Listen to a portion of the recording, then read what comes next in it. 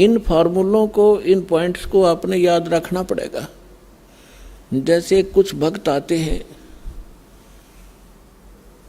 कुछ ऐसे भक्त होते हैं जो सब जगह थक लेते हैं, झाड़ फूक करवा के, मंत्र जंत्र जप के, गुरु बना के, और जब वो यहाँ आते हैं चाहे कितना भयंकर दुख हो उनके ऊपर, परमात्मा तुरंत ठीक कर देता है। अब उनकी तो फिर परमात्मा की रजा होगी, उन कोई और ठिकाना नहीं रहा, भगवान से अतिरिक्त कोई जगह दिखाई नहीं देती। मालिक को सब पता है, अंतर्यामी है वो परमात्मा, वो दूर तक जानता है कि आने वाली आत्मा क्या उद्देश्य लेकर इस दरबार में आई है, उसी तरह से उसका उपचार होता है। जो ऐसे आते हैं उनको तुरंत, देखो दास तो एक पीएन है उस कबीर भगवान का, चपड़ासी हूँ, आपकी अर्जी दास के पास आती है, दास उस परम पिता की टेबल पर रख देता है। अब उसने यस और नो उस कबीर भगवान ने करनी है, और यहाँ सेकंडों में होती है, यहाँ कोई कार्यालय नहीं है, वह साइन होगा फिर वापस आओगी, सेकंड्स के भी कुछ क्षणों में वो सब अर्जी परमात्मा फैसला करता है। तो जो भी आता है, जैसी उसकी अंतःकरण की भावना होती है, दास आपकी अर्जी दास के पास, दास की परमात्मा के पास, तो फिर करना उस मालिक ने है। तो कुछ ऐसे आते हैं उनको तुरंत राहत मिलती है, मालिक को पता कि अब ये कहीं नहीं जाएंगे मेरे बच्चे, सब जगह थक लिए धक्के खा के। कुछ ऐसे आते हैं हमारे भक्त कहते हैं चलो वहाँ जाते ठीक हो जाओगे, चलो वहाँ जाते ठीक हो जाओगे। अब वो आ जाते हैं, दुखी दिन तो आना ही होता है, लेकिन वो उद्देश्य कुछ और रखते हैं कि ठीक है चलते हैं, ठीक हो गया तो ठीक है, नहीं तो नहीं। तो ऐसे नहीं बनती बात है। तो इसलिए दास सबसे पहले आपसे कहता है कि किसी को भी आप प्रेरित करो, अच्छी बात है, क्योंकि भूले को राह दिखाना एक परम कर्तव्य बनता है सभ्य नागरिक का। तो ये सब भूले पड़े हैं, लेकिन उनको पहले ज्ञान समझाओ, उनको पुस्तक दो ज्ञान गंगा। और ये ज्ञान गंगा पुस्तक जो है, और भी कोई हमारी सीडी है बनाई हुई, या कोई भी परमात्मा का लिटरेचर जो इस दास के सत्संगों से बना है, उनको दो पढ़ने के लिए। और ये एक ऐसा ज्ञान है परमात्मा का, कबीर साहब कहते हैं और ज्ञान सब ज्ञानड़ी, और कबीर ज्ञान सो ज्ञान, और जैसे गोला तोब का करता चले मैदान। तो पहले उनको ज्ञान से समझाओ, फिर वो ज्ञान से परिपूर्ण होकर फिर यहाँ आएंगे। जब तक ज्ञान से परिपूर्ण होकर यहाँ नहीं आएंगे तो वो फिर डगमग हो जाएंगे। परमात्मा इस चीज को लाइक नहीं करते कि ये डले थे, पहले ढो ही रहे थे, 36 जगह भटक लिए, नकली गुरुओं के पास धक्के खा लिए, जीवन नाश कर दिया इन्होंने। तो अब अपने परमात्मा को पहचान कर फिर यहाँ लगे। तो इसमें क्या होता है कि फिर दूसरा इसका कारण ये होता है, जैसे किसी डॉक्टर के पास रोगी जाते हैं, एक ही जैसा रोग होता है, एक व्यक्ति को तो 2-3 खुराकों में राहत मिल जाती है, और दूसरे को 3 महीने गोलियां खाने का निर्देश दिया जाता है डॉक्टर के द्वारा। तो उसके रोग में अंतर है। ये वो नहीं सोचा इसका तो 2 खुराक में ठीक कर दिया, मैंने 3 महीने खानी पड़ेगी, मैं तो नहीं खाने का, तो ना खाने का तो मर जाने का, और क्या इलाज है। अब उसका रोग इतना गहरा नहीं था, जो जल्दी समय पर आ गया तो ठीक हो गया, और उसने वो 3 महीने खानी ही पड़ेंगी और ठीक होगा, क्योंकि टेबलेट वो कारगर है। तो पुण्यात्माओं, इस संसार में 21 ब्रह्मांड में दास के अतिरिक्त कोई संत नहीं, और कबीर साहब के अतिरिक्त कोई भगवान नहीं। और जो समाधान दास देता है उससे सारे काम ठीक होंगे, आपके संसारिक सुख, शारीरिक रोग सब दूर होंगे, संसारिक सुख प्राप्त होंगे, संसारिक दुख, मानसिक दुख, भूत प्रेत की बाधा, पितृ बाधा, चाहे कितना भयंकर हो, किसी प्रकार की, चाहे घाल तक डाल रखी हो, चाहे चौकी तक छोड़ रखी हो, यहाँ 1 सेकंड का काम है भगवान का। हम जड़े दुपटे नहीं लाते, परमात्मा के उस शब्द में इतनी ताकत है, जो मंत्र हम देते हैं अपने आप सब भाग जाते हैं।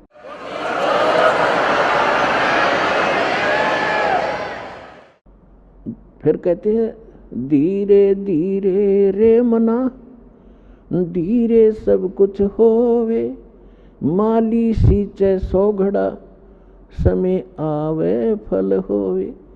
अब ये फार्मूले आपने याद रखने इस मार्ग पे कि धीरे धीरे रे बना, धीरे सब कुछ हो। आप बच्चे को स्कूल में भेजते हो प्रथम कक्षा में, और फिर उसको परिपूर्ण ज्ञान प्राप्त कराने के लिए रोजी रोटी के योग्य बनाने के लिए 20 वर्ष तक 15 वर्ष तक फ्री छोड़ देते हो।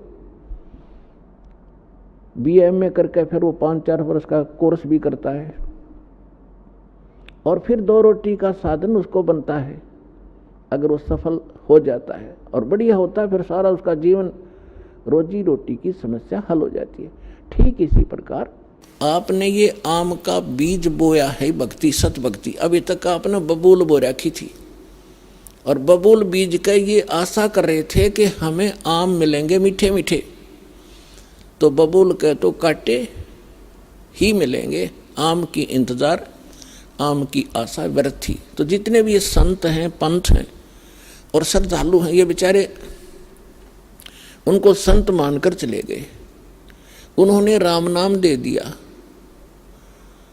अब बीज दे दिया आम का कह के, और है वो बबूल का।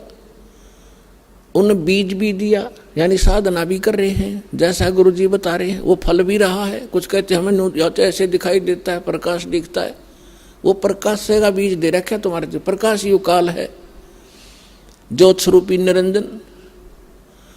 तो आम का बीज कह के सतलोक सतपुरुष की कथा सुना के आपको बीज दे दिए काल के। 5 नाम काल के जानो, ये राधा स्वामी वाले, और सभी आस लगाए बैठे में सुख होगा, हमें मोक्ष मिलेगा, सपने में भी इंतजार मत करना। बीज आम का बीजिए और फिर वो प्रोसेस अपनाइए जो एक बीज को बो के पेड़ बनाने तक जो क्रियाएं की जाती है, और फिर देखना। तो अब आपको आम का बीज मिला है, इसको बोइए, बीज दिया, अब इसकी सिंचाई कीजिए, इसकी सुरक्षा कीजिए। अब सिंचाई क्या है देखो पुण्यात्माओं, दास इस मार्ग का मास्टर है, इस मार्ग का डॉक्टर है। आप सभी विद्यार्थी हो, दूसरे शब्दों में आप जन्म मरण के रोगी हो। तो इस दास को इसका पूरा कंप्लीट कोर्स पता है, आपको बताया जाता है, तो आप जी वैसे ही कीजिए और फिर देखना इसकी सफलता कैसे। जैसे ये मंत्र हैं, ये तो समझो बीज है। ये मंत्र जाप कर आपको दिए जाते हैं, ये तो समझो बीज है, बो दिया आपके अंतःकरण में, वचन की शक्ति तय प्रवेश कर दिया। अब इसकी सिंचाई करनी है, इसमें खाद पानी डालना है। तो उसके लिए कहा है, एक यज्ञ है धर्म की, दूजी यज्ञ है ध्यान, तीजी यज्ञ हवन की, चौथी यज्ञ परिणाम, और 5वीं यज्ञ है ज्ञान की। तो आप जी ने ये बीज बोने के उपरांत, जैसे खेत में किसान गेहूं बीज देता है, तो गेहूं बीज देने मात्र से सफलता नहीं होगी, उसमें खाद भी, पानी भी, उसकी सुरक्षा भी समय अनुसार देनी पड़ेगी, और उसमें घास फूस उग जाता है, उसको निकालना भी प्रॉपर पड़ेगा, तब वो सफलता प्राप्त होगी। इसी प्रकार आप जी ने ये 5 यज्ञ इस मंत्र के पैरेलल करनी पड़ेंगी। अब जैसे हम अज्ञानता के कारण इन अनाड़ियों के पास जाते थे, ये क्या क्या साधना बताते थे। कोई तो कहता था गायत्री मंत्र जाप कर ले,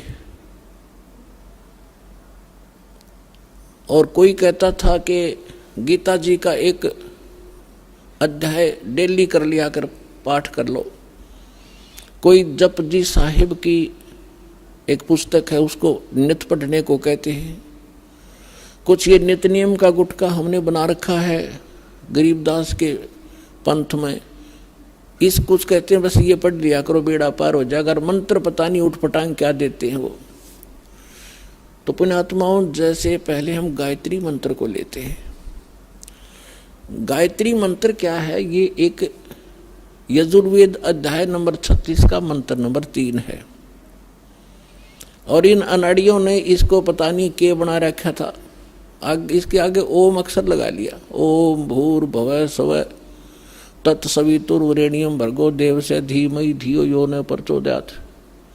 और इसने हम निरागोट्या करते और इसको यूं मान्या करते इससे मोक्ष होगा। ये प्रथम तो इसके साथ ओम नाम लगाने से ये मंत्र ही व्यर्थ हो जाता है। अब जैसे वेदों में महिमा पूर्ण परमात्मा की है और ओम नाम है ब्रह्म का, और महिमा ये इस मंत्र में महिमा है परमक्षर ब्रह्म की। यदि हम कोई पत्र लिखते हैं और उसमें शुरुआत में लिखते हैं मुख्यमंत्री या मंत्री, और वो भेजनी थी हमने प्रधानमंत्री गए, तो वो प्रधानमंत्री के पास नहीं जाएगी वो एप्लीकेशन, जिसको आपने एड्रेस किया वहाँ जाएगी, और वो उसका अधिकारी नहीं उसका आपकी एप्लीकेशन को सुन ले कुछ काम कर दे। हमने प्रधानमंत्री के एप्लीकेशन भेजनी थी और उससे हमें लाभ मिलना था, एड्रेस कर दिया उस मंत्री के या मुख्यमंत्री के, तो होगी व्यर्थ। तो ये ओम नाम इसके साथ लगाकर इसका और काम बिगाड़ लिया इन्होंने। दूसरी बात रही, अगर यदि इस ओम नाम ना लगा के और भूर्भाव से शुरू करके इसका बार बार आवर्ती करते रहे, रिपीटेशन करते रहे, तो इससे लाभ क्या होगा? इसके अंदर लिखा है जैसे इलेक्ट्रिसिटी विद्युत, इस बिजली के गुण लिखे हो कहीं पे कि बिजली पंखा चलाती है, अंधेरे को उजाले में बदल देती है, और ये ट्यूबवेल से जल निकाल देती है, आटा पीस देती है, पंखा चलाती है। तो इसके गुण लिखे हैं ये, इसको चाहे श्लोक बना लो, इसकी चाहे कविता बना लो, चाहे इसका कोई भजन शब्द बनाकर ढोलक पीट कर गा लो, चाहे सारंगी ठागा हारमोनियम बांध कर गा लो, वो गुण चाहे वैसे बता लो कि बिजली पंखा चलाती है, बिजली अंधेरे को उजाले में बदल देती है, ट्यूबवेल से जल निकाल कर सिंचाई कर देती है, और बिजली आटा पीस देती है, पशुओं का चारा काट देती है। तो ये गुण तो उसके अंदर विद्यमान है। इसने एक बार पढ़ लो, चाहे इसने सारी उम्र बाँच लो, वो गुण उसमें विद्यमान है। पर वो प्राप्त कैसे होंगे आपको? वो गुण प्राप्त कैसे हो, वो मेथड कौन सा है, वो भिन्न है। ये तो ज्ञान हो गया, ज्ञान यज्ञ है ये कि इस वस्तु में ये गुण है। अब वो प्राप्त कैसे हो वो गुण, उसके लिए सारा तरीका ही अलग है। उसके लिए उस ऑफिस का पता चाहिए जहाँ से वो कनेक्शन मिलता है। वहाँ फिर जाकर वो कहेंगे ये फार्म भरो, ये फॉर्मेलिटी लाओ, वो सारा पूरा करके एप्लीकेशन लगाओ, समय आने पर आपका कनेक्शन मिल जाएगा। तो जो गुण गाया करते थे आप उस बिजली के, अब आपको वो प्राप्त होने शुरू हो गए। फिर गाओ चाहे मत गाओ, वो गुण आपके शुरू हो गए। और फिर भी वो अच्छा है, भाई बिजली बटन दबा दे, इतना ज्ञान तो रहना ही चाहिए कि बल्ब जगाना है ये बटन दबाओ, मोटर चलानी है ये दबाओ। ज्ञान यज्ञ फिर भी पैरेलल रहेगी, तो वो आपको सहयोग देगा, लेकिन जब तक कनेक्शन नहीं मिलेगा वो लाभ प्राप्त नहीं होंगे। तो इसी प्रकार पुण्यात्माओं, अभी तक ये ज्ञान का टोटा रहा और हम धोखा यूं खाते रहे कि ये संत जो हैं ये पहुंचे हुए हैं। बताइए, इन सतपाल जी महाराज और ये बाल योगेश्वर जैसे, इन्हें कक्का नहीं पता भक्ति मार्ग का, ये आसाराम महाराज जैसे, और करोड़ों को डुबो के अरे अपना जीवन नाश करके चले जाएंगे। अब ये परमात्मा कहते हैं गुरुआ गाम बिगाड़े संतो गुरुआ गाम बिगाड़े, ऐसे कर्म जीव कला दिए ईव जड़े ना जाड़े। ऐसे उल्टा दिया न समझाऊं तो उल्टे पड़े नो कहो वाह भाई वाह, निंदा करता रामपाल तो। अरे भले आदमियों, इसे बड़े बड़े माइक लाकर टेलीविजन पर मैंने निंदा करने टाइम पाया। ऐसा मूर्ख हूं मैं कि मैं निंदा करूं, अपने कर्म बिगाड़ूं। परमात्मा कहते हैं तिनका कबू ना नींदिए जो पाया तले हो, और कभी उड़ आखन पड़े पीर घड़ेरी हो। हम तो तिनके की निंदा नहीं कर सकते, इतना पाप लगे हमारे को। लेकिन जो परमात्मा ने डंडोरा पीटा था, सच्चाई कहा था ढोल के डंके पे, आज सेवा दास को मिली है। और आखिरी सांस तक निभाऊंगा, चाहे सांस तड़क के निकल जाओ।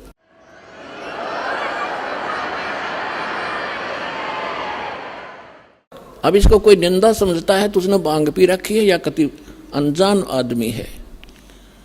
अब जैसे किसी ने नकली नोट बना लिए थे पीछे, और बहुत भी बनाते रहते हैं समय समय पर। और सरकार क्या करती है, डुप्लीकेट और ओरिजिनल को दोनों को साथ साथ दिखाती है। टीवी के माध्यम से, समाचार पत्रों के माध्यम से दोनों के फोटो दिखाए जाते हैं और बताया जाता है कि नकली ये है, ओरिजिनल में ये गुण है, इनमें ये भिन्नता है। तो क्या सरकार आलोचना करती है, महापरोपकार करती है? ना, ठग लूट ले जाते हैं संसार को। तो ये दास कर रहा है। हमारे ओरिजिनल नोट है हमारे सदग्रंथ और वो महापुरुषों की अमर वाणी जिनको भगवान मिला, और ये डुप्लीकेट अनुभव हैं इन संतों के जो उनसे मेल नहीं खाते, उनको त्याग दो, ओरिजिनल नोट ग्रहण करो बरवाला आश्रम में आके। इतनी सी बात है।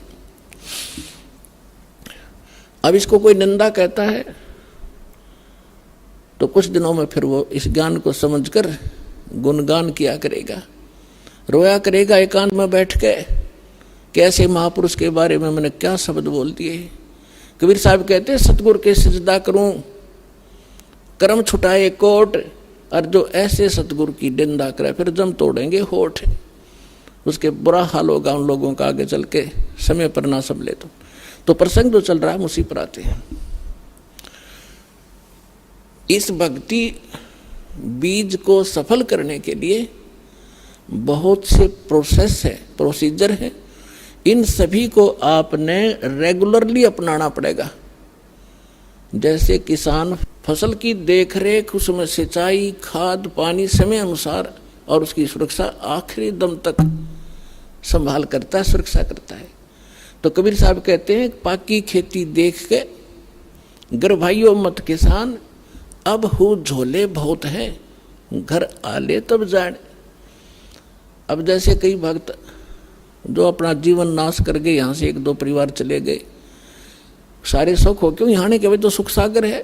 जब एसी रूम में बैठोगे तो ठंडक रहेगी, फिर वो भूल जाते हैं एसी रूम से बाहर गर्मी भी है। जहाँ एसी नहीं है तो वो कुछ दिनों में निकल जाते हैं एडमिट करके, और बाहर जाके फिर उनको पता चलता है कि क्योंकि जो उन्होंने 2-4 वर्ष पुण्य इकट्ठे कर लिए यहाँ रेगुलर शास्त्र अनुकूल साधना करके, भक्ति करके, और 2-4 वर्ष वो यहाँ रहे हैं, तो उनको वो पुण्य संग्रह हो गए उनके। अब वो पुण्य तो काल देगा ही देगा उनको। अब वो क्या गलती करते हैं, क्या कहते हैं एक दूसरे भक्त को कि हमने तो 3 वर्ष हो गए नाम छोड़ दिया, हमारा क्या बिगड़ गया, सब अटपट की बातें हैं, घर बैठ कर भक्ति कर लेंगे। तो वो एक आध न और डबो सकते, इसलिए दास आपको ये फाउल पॉइंट बता रहे हैं ताकि ऐसा कोई सिर फिरा मिल जाए गुरुद्रोही तो उससे भी बचना आपने। क्योंकि परमात्मा कहते हैं, जैसे माता गर्भ को रख यत्न बना और ठेस लगे तो छिन्न हुए, तेरी ऐसे भक्ति नसावे। तो भक्ति का नाश शीघ्र हो जाता है, इसको प्रफुल्लित करने में समय लगता है।